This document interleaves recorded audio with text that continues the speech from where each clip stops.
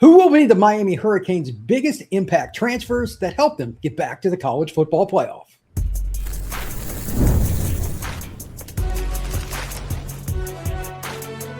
You are Locked On College Crossover, part of the Locked On Podcast Network.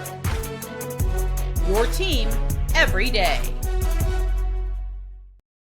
Welcome into this crossover of Locked On Canes and Locked On the Portal. I am Brian Smith, along with Alex Donno, who usually hosts when we do a crossover episode. Today, we're going to have some fun, though. It's all Miami. We're going to talk about the Protect College Sports Act a little bit later in the show, which will directly impact everything for Miami's future. We're also going to get into Ben Congdon and Jackson Cantwell. Can either one of them push for playing time right out of the gate? I think it's possible. Alex has got all the answers, of course, on that. And to start, we're going to talk all things Miami's impact portal class, which I thought was really good. So let's start with that. Number one, the low-hanging fruit is Darian Mensah and Cooper Barkate. Those, like, if you don't think they're going to be impactful, you don't watch college football. I don't really think we need to talk a ton about them, but I think Mensah's my Heisman favorite. Barkate has a chance to lead the league in yardage. So there you go. They're great players. They come over from Duke. If Alex, you want to talk about them, go ahead. But I've got plenty of questions on the other guys. Go ahead, brother. Yeah, no, I do, because like you said, low-hanging fruit, but it's the obvious place to start. And if Miami is going to try to make another run to the national championship, if they want to win the ACC for the first time, it would be Darian Mensah's second time because he won it last year with Duke. Mensah is going to have to play a starring role in that. And so far, Brian, since Mensah's arrival, first of all, he had the benefit of being fully healthy for spring ball, which Carson Beck did not have last year. So Mensah gets a head start when it comes to fully engaging with his teammates, and he's conducted himself like a true professional since he arrived at Miami. He's buried himself in the playbook. He's got full command of it. He and offensive coordinator Shannon Dawson seem to be collaborating well with one another, and Mensah's been really good in practice. I was wowed by him in Miami's spring game, where he really didn't place a pass wrong back then, and he's picked up where he left off so far in training camp. And a big part of that for him is Cooper Barkate. Barkate is fitting in really well with the group. He's, almost certainly going to be a starting receiver, of course, at Miami, coming off his 1,100-yard plus season at Duke last year. And you could see, Mensah's building chemistry with his other receivers as well, Malachi Toney included, but the chemistry is certainly there with Cooper Barkate. And Miami is actually the only team in major college football that has two receivers that are coming off of 1,000-yard plus seasons in the same offense. So Barkate and Toney bring that. And yeah, Cooper Barkate and Darian Mensah both, if they're good, they can help take Miami a long way this year. I'm curious, because of what you're talking about, obviously Malachi is the other one. Who do you think averages more yards per catch this year, Barkate or Malachi Toney? It's so tough. I could see it being Toney. I think having Barkate in the offense is going to take some catches away from Toney, but I could see Toney's yard per catch going up to kind of compensate where the yardage may be similar to where it was last year. But he had over 100 catches last year, Toney. I think that's going to go down a little bit, just given how much Barkate is going to add as a threat. So, yeah, I would say between the two of them, and for Toney, he does so many things, so maybe some of the screens, you could say screens may bring his average down, although Toney breaks so many screens for big plays, that may not bring his average yards per catch down. So I'll go with Malachi Toney for that. Well, I'm curious, in your opinion about this, can go any way you want it to.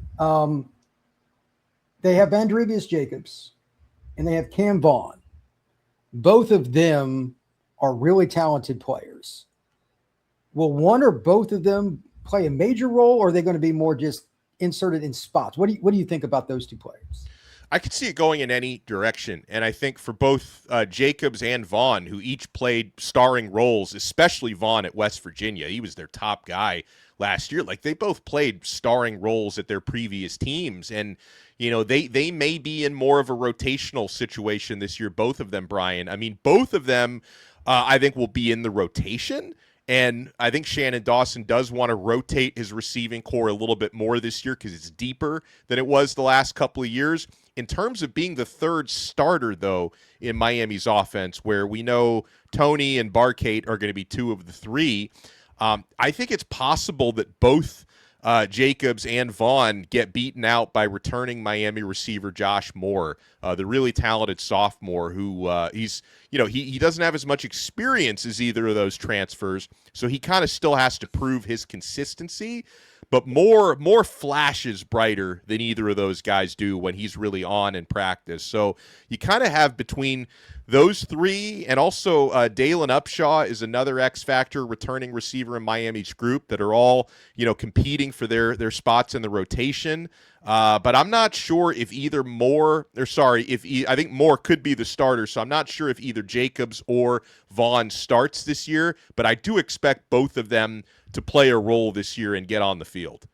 It's just so interesting because Miami's got one of the deepest rooms. So trying to figure out who's even going to align where. And I'm like you, I've heard a lot about Upshaw. He's a kid out of Phoenix City Central, really good player and really good young man. So I have no idea where it's going either. But at the least, Miami has options, as the saying goes. So let's move on here. We got quite a few guys to go through. The defensive tackles, Keona Davis and as well Jarquez Carter. Carter is originally from the state of Florida, from Central Florida. Davis is a kid out of Arizona, played at Nebraska. Which one of them you think has the bigger impact for Miami? I think it's a tie, and I say that not as a cop-out answer, but I say that as I think that those two kind of finish out Miami's primary four-man defensive tackle rotation. I expect a couple of returning guys, Ahmad Moten Sr. and Justin Scott, to be the two starters in the interior. And then I think Keona Davis and Jarquez Carter are literally the next two guys up. Mario Cristobal recently spoke very highly of Keona Davis. I know he really values his experience. Jarquez Carter, less experience, was a freshman last year at Ohio State who played sparingly. But Carter has looked really good in practice. He was one of the guys who was a pleasant surprise for me back in spring. Like, I expected him to be fine, but he played even a little bit better than I thought. So it's hard. Like, between the two, I'll just say I could see them getting a pretty similar number of snaps this year, Brian. I think they're both going to play a similar role as kind of the next two guys up after Ahmad Moten Sr. and Justin Scott. And Miami's defensive line coaches do rotate their personnel, so we're going to get looks at least four of those guys. No worries. That just means you got more options. So yeah. Omar Thornton comes over from Boston College, safety, running around 200 pounds, 5'11", had 91 tackles last year, according to Pro Football Focus, 2 sacks, 34 stops, meaning a play for the offense that didn't reach its goal. Is he going to start, or what's his role going to be for the Canes? Yeah, I could see him potentially starting actually at the nickel position and possibly getting time at safety as well. And that's one of those things with Omar Thornton is he's a versatile player in the defensive secondary. So I could see him holding down a starting role, but possibly filling in some other spots as well. I am super high on Omar Thornton. He's violent. Like when he hits you, you hear it. Like thankfully he's not hitting me, but when I've watched him hit people in practice, you could hear the thud from quite a long ways away. He's even a little bit better in coverage than I thought, because I looked at him as more of like a physical hitter, but he's also got some coverage skills, which is nice to see. And yeah, I think Omar Thornton, to me, obviously the transfers everybody talks about, I know one of those we're going to get to at defensive end, but everyone talks about Mensah and Barkate. I think Omar Thornton is like right up there. I think people undervalue how big of a player he can be at Miami, and I could see him absolutely as a starter. Well, the obvious defensive end answer is Damon Wilson, so let's just talk about that. Yeah. I mean, chances that he's MVP on the defense, I would assume, are pretty high. He was very aggressive last year. Now, Missouri's defense is a little different. They're a little more get up the field, probably take more chances in Miami, but he had 9 sacks in the SEC. Yeah. And he's a kid, played at Venice High School, was at Georgia prior to Missouri. What are your thoughts on him this season? I think he's going to be massive. I know something that he's been trying to kind of round out on his game since he arrived in Miami is his run stopping and his edge setting, because he was kind of more looked at coming out of Mizzou as more of a pure pass rusher. I think he wants to get a little bit more well-rounded. He's been working on that. But, yeah, he's flashed in practice, Brian. I mean, every time I see him taking live reps or close to it, because it's not always real live reps in practice. Yeah, he's a starter. Like you write him into Miami's starting defense, one of the starting defensive end spots in Sharpie. I think there's no question about that. You mentioned coming off of 9 sacks in the SEC, going up primarily against ACC offensive lines this year. I'd probably be surprised if he doesn't hit double-digit sacks this season. So, yeah, I mean, he's important. When you lose Ruben Bain and Mesidor, yeah, Miami does have a lot of young talent at defensive end, but to be able to bring in an experienced, proven guy like Wilson, I think he's going to be massive for the D. Finally, not one, but 2 kickers, a position that I refuse to scout, but statistically, Jack Olson, who's, by the way, going to be a 7th-year player. How does that happen with a kicker from Northwestern? I was like, you got to be kidding me. He was 19 to 21 overall, and 12 out of 12 from 30-plus, and 2 for 2 from 40-plus. Yeah. Look, I mean, he's got to be the guy, I would assume. Jake Weinberg also comes over. He wasn't as successful from Florida State, but he's a South Florida guy. He's got 3 more years to play, at least. I guess 4 now with the 5-for-5 rule. Were you surprised they took 2 kickers, or like are you just going to let it play out and just whatever happens, happens? Yeah, I wasn't surprised at all, because they did the same thing last year. They took 2 kickers, Bert Auburn this previous year, Bert Auburn from Texas and Carter Davis from FAU. And the kicking competition was surprising a year ago, because Carter Davis was not the guy I expected to win, and he won both the field goals and the kickoff duty. I thought they might split it. And so I guess after doing the 2 kicker thing last year, Mario decided we'll do the same thing this year. We'll bring in Olson and Weinberg and let them compete. Now, as far as how the competition is actually going, I'll be honest, I have no idea, because the media doesn't get to watch the kickers hardly at all in media viewing. I saw a little bit of them kicking in the spring game, but not enough to tell who was ahead of the other. So I really have no idea how it's going to play out. Like you, I've watched them a little bit more so. Weinberg at Florida State I'm not going to lie and say I watched Olson at Northwestern. I didn't, but I'm also aware of the career percentages, and Olson is more experienced. He has a better percentage than Weinberg, who, as you know, from Locked On Seminoles, struggled at times last year, but he's young. So I could see Olson winning the field goal job. Then I would wonder if they might split the field goals and kickoffs, because Weinberg, I think, has a stronger leg, in terms of touchback percentage. So they might go with Weinberg kickoffs and Olson field goals. But it's only a guess, because again, I did not expect Carter Davis to win the job last year. So I'm open for any surprise possible this year. When we come back, there could be more surprises, as Miami has not 1, but possibly 2 true freshman offensive linemen competing with a rather deep room. We're going to talk about that next right here in this crossover Locked On Canes and the Portal. Today's show is brought to you by Odoo. Running a business shouldn't feel like you're trying to connect a bunch of systems that were never designed to work together. One app for accounting, another for inventory, and yet another for sales. And somehow none of them talk with one another. That's where Odoo comes in. Odoo is an all-in-one business management software that brings every part of your business together in one powerful platform. Sales and accounting to inventory and marketing, everything works in one space, helping your team move faster, stay organized, and focus on growing the business instead of managing software. The best organizations know that success isn't just about talent. It's about having everyone working towards the same goal. And that's true in sports, just like in business. And it's certainly true at the University of Miami, where they have figured out the back office to get the right roster to fit what they want to do with the U. And that's why they've been so successful. Great organizations win because operations matter. And that's why you should get Odoo. Try for free today at odoo.com/locked on. That's odoo.com/locked on. All right, Alex. It's been a little bit of surprise on one front with the offensive line, and that has been Congdon. And then Jackson Cantwell, everybody expected to play very early out of the gate. Give me your take on what you've heard about the 2 big offensive linemen, and they were both massive young men, both from the Midwest area. So what do we got? Yeah, I'll start with Cantwell being the bigger name, the former 5-star recruit, Gatorade Player of the Year last year, first offensive lineman to ever get that award in high school. Cantwell, he's basically been everything as advertised, maybe more than that so far. He's not a finished product yet. You never expect that from a true freshman. And, it's worth noting, like, he came from an offense at Nixa, which was very run heavy. So he is probably ahead in terms of run blocking, maybe catching up a little bit in certain aspects of pass protection. So there are like a few, very minor growing pains, but I don't want to downplay how good Cantwell has been. And I think he's going to start on Miami's offensive line. I think the only question is where. Now, he primarily worked as the first team left tackle during spring, and that had a lot to do with Samson Okunlola, who's a fourth-year guy, but another former five-star recruit, was injured and not available during spring. So Cantwell was the primary left tackle.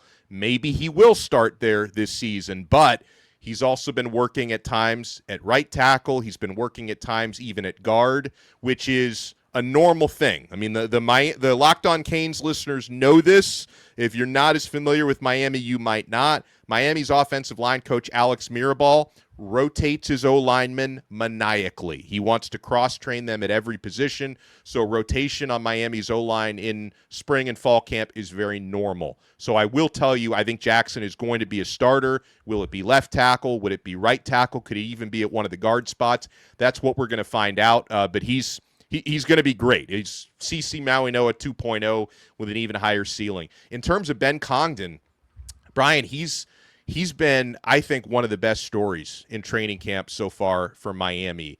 I knew Miami coaches were really high on him coming out of high school. He's 6'8", 330.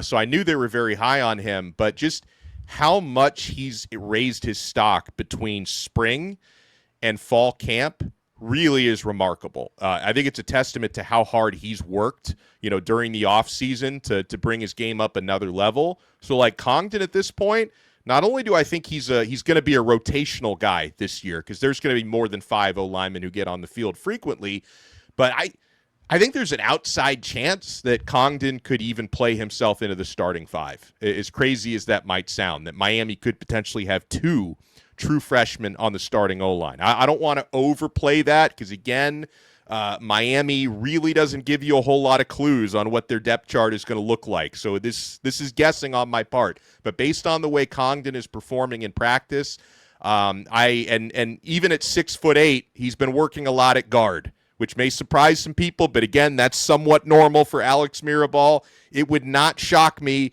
if he is a second teamer or even a first teamer Congdon at one of the guard spots, possibly right guard this year. Is it safe to say that Ryan Rodriguez is the safest starter at center? Yeah, I think that's again, nothing is automatic, but I think that one's at like 95-98% that Ryan Rodriguez is the starting center. All right, Matthew McCoy, Samson Okunlola, I expect them to be in the lineup, and then after that, it's as basically Alex has said, it's kind of a scrum. But I think the thing that people need to understand is that Miami has recruited well enough and added enough pieces from the portal over the last few years, et cetera. Their practices are physical because who they're going against on the D-line every day, that will help them during the regular season. And I also think it'll help their depth. Now, they lost 4 guys. Usually when a team loses 4 O-linemen, there's no way it's going to be similar the next season. I don't think that's necessarily the case. I don't know if they can replace the big fella at right tackle, but outside of that, I don't think it's going to matter a whole lot. By game 3 or 4, and they don't play anybody early in the season. Right.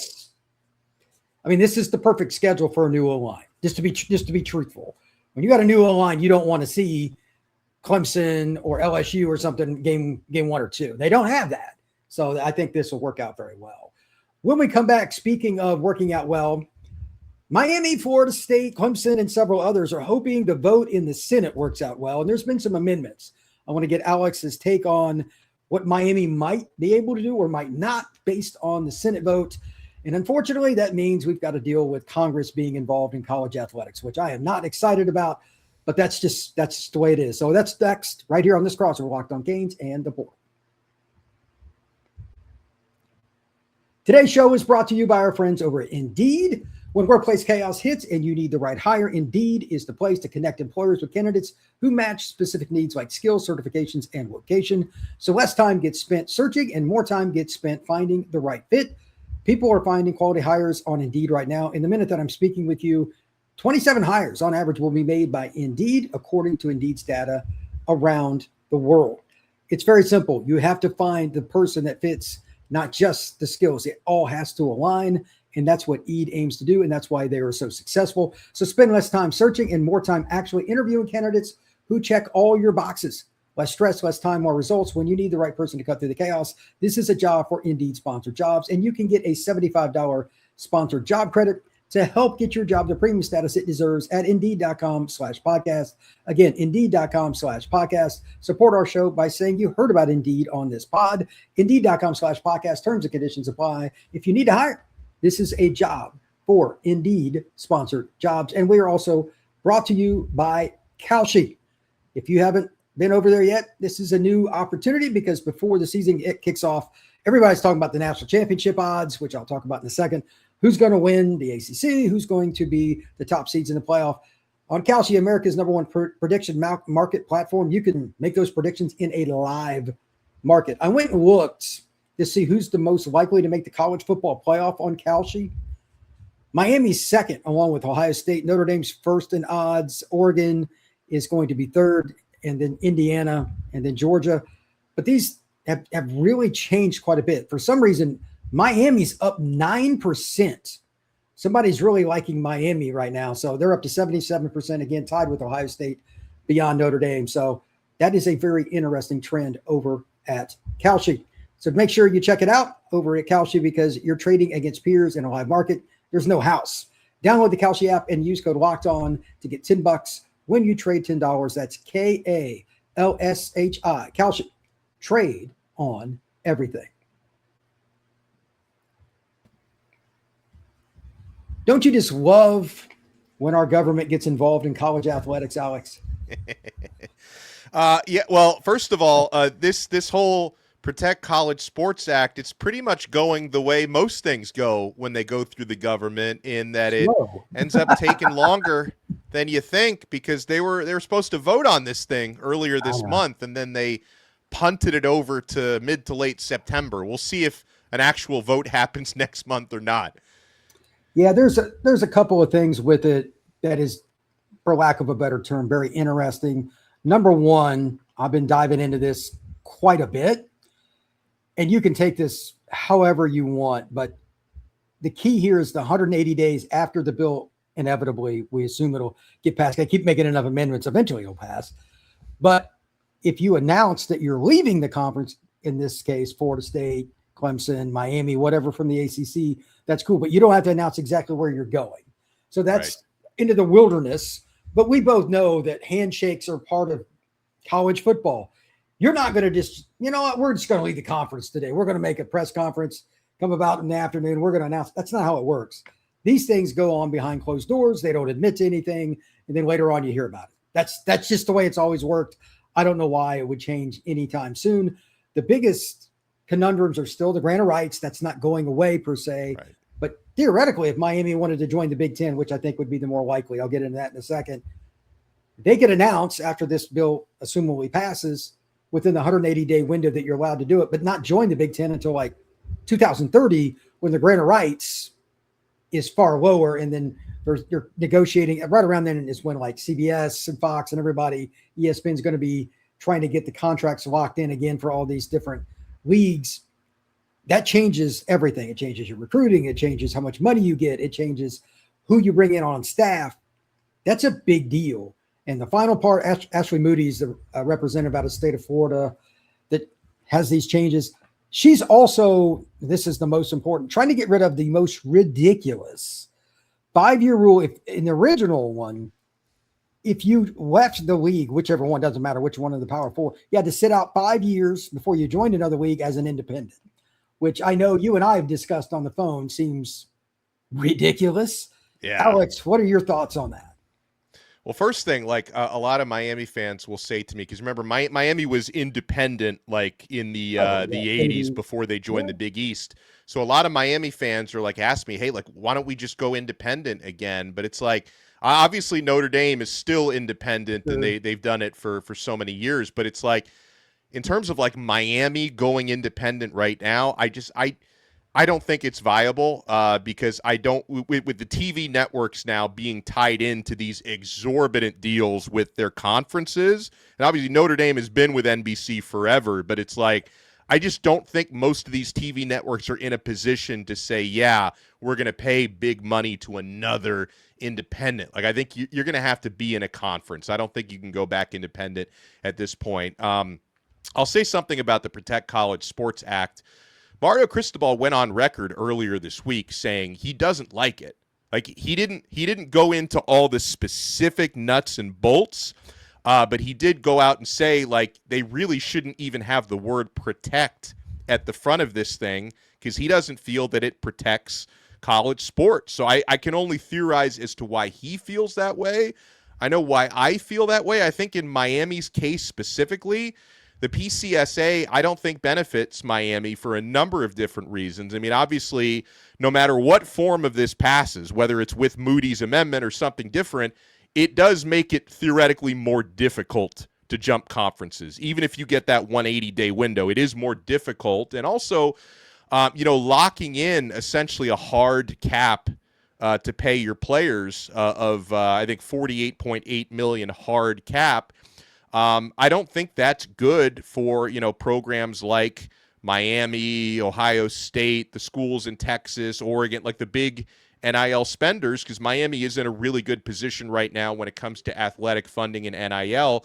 And I think putting on a hard cap, that benefits the lower spenders. It doesn't benefit the teams that are willing and able to go a little bit higher. So, and then also from an individual athlete standpoint, the hard cap does make it more difficult for players to get what they think they're worth in a free market. So I think there's a lot about it that Miami doesn't like.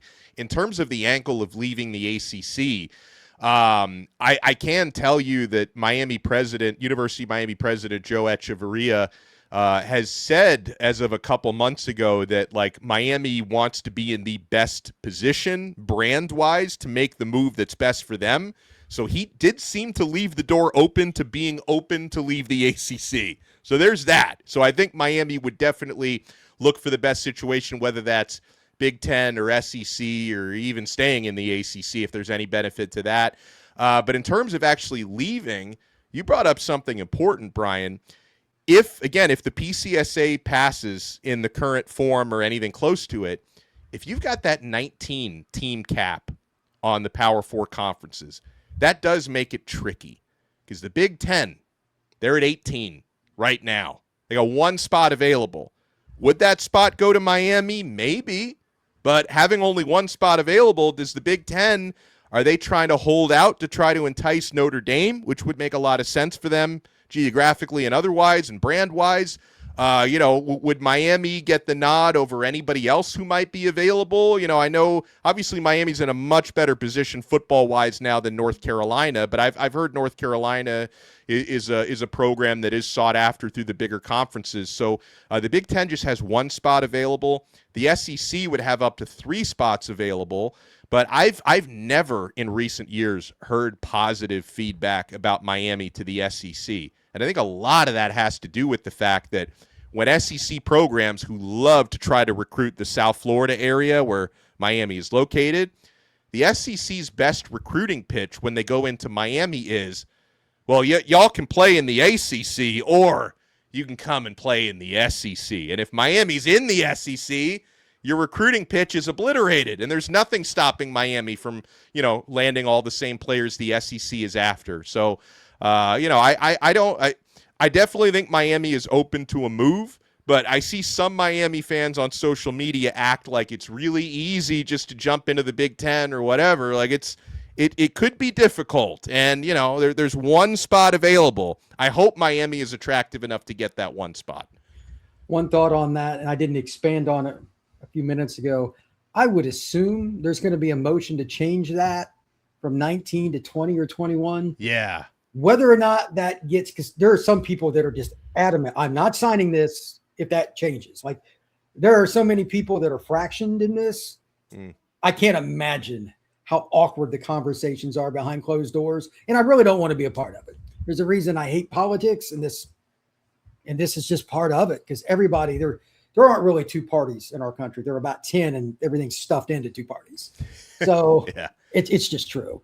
But with that being stated, 19 is interesting. The SEC would have 3 spots open. I'm sure they would like to have Clemson in Florida State. If they could take Miami, that would be okay necessarily, but they probably wouldn't want them for the reason you just stated. That's just my take. The other interesting part is North Carolina. Look, because just the Jordan brand and the basketball alone, the SEC would love to have them. And they're really good at baseball. Obviously, football is underwhelming at the moment.